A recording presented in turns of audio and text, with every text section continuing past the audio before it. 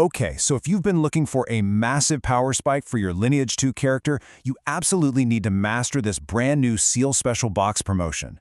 Today, we're breaking down the smartest, most efficient ways to spend your resources over the next few weeks. By the end of this explainer, you'll have the exact strategy to maximize your progression and completely avoid any of those costly mistakes.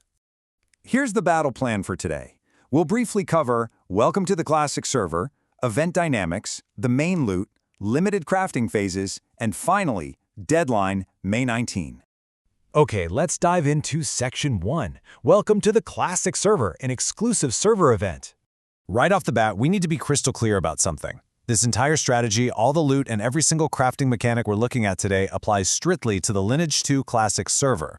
So if you're playing on Live, Add-in, or any of the other servers, you're going to want to sit this one out. But for our Classic server players, mark your calendars right now. This window of opportunity opened up on April 28th, and it completely shuts down on May 19th. That gives us exactly a 3-week runway to execute the plan.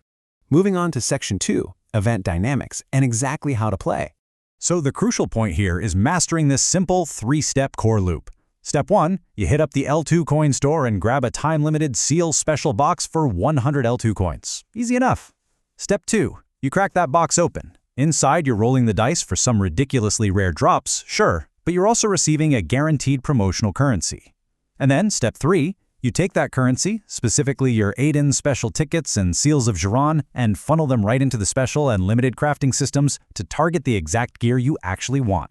And I really want to emphasize this number right here. 1. Exactly 1 Aladdin special ticket is your guaranteed baseline reward inside every single Seal Special box you open. Look, pulling a God-tier weapon straight out of the box is the ultimate dream, right? But this single, guaranteed ticket is the actual backbone of the whole crafting economy.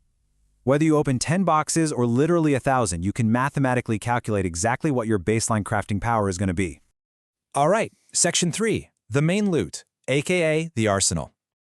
Now, what's really interesting about this is the sheer, undeniable power level hiding inside these boxes. We are talking about the absolute highest tier gear available right now. Pulling a plus 20 Ice Lord's weapon exchange ticket or a plus 15 protection armor exchange ticket, that is a literal game changer for your character. You'll also see legendary doll summoning tickets and those incredibly coveted deep sea boots. This is exactly what everyone on the server is going to be chasing down. But, what happens if RNG just isn't on your side and you don't pull those items straight from the box? Well, that's where the limited crafting steps in. But you've got to understand the risks here. If you try to craft a plus 18 Ice Lord's weapon exchange ticket, you have exactly a 1% chance of success. It's brutal, I know, but there is a safety net. If you hit that 99% failure rate, the system doesn't just leave you empty-handed. It refunds a chunk of fallback materials, specifically Seals of Jiran. Spend 179 seals for that 1% shot, fail, and you'll get 18 seals back. It softens the blow and lets you recycle those materials for another run. Let's move to Section 4 and see how this builds with limited crafting phases and the timeline. Okay, think of me as your raid leader for a second here, outlining the schedule. You absolutely must log in during these specific dates for specific gear. The first week, kicking off April 28th, is entirely focused on Ice Lord's weapons and protection armor. But watch out, because once May 5th hits, the menu rotates. Week 2 brings in the Berserker Sigil and Shield. Then, on May 12th, we rotate again for the Deep Sea Boots and the Gale Helmet. Look, if you blow all your currency in Week 1, but you desperately needed those boots in Week 3, you're completely out of luck. Plan your resources carefully around this exact timeline. Now, contrast that high-stakes, limited window crafting with this special crafting table. This section runs continuously, from April 28th all the way to the very end. Just check out those success rates. While the Greater Enchant Scrolls sit at a 20% success rate, look at the stuff right below it. You can craft a Jin Kamal Crowd Transformation Scroll for 50 million Adino with a 100% success rate. Elixir Powder, also 100%, though that one is capped at 10 times a day. This is your safe, permanent upgrade path. If the 1% gamble stresses you out, this is where you can lock in a guaranteed return on your investment. Which brings us to Section 5, Deadline, May 19, and a massive deletion warning. And this brilliantly illustrates the urgency of this whole setup. May 19th. When the servers go down for maintenance that day, this event doesn't just quietly end. It actively purges your inventory. All unused promotional items are going to be permanently deleted. Period. There's no hoarding for the next event, no saving tickets for a rainy day. The clock is loudly ticking, and you absolutely have to use your resources before this deadline, or you're literally going to lose all that hard-earned progress. So let's rapid fire through this kill list so we're all on the same page.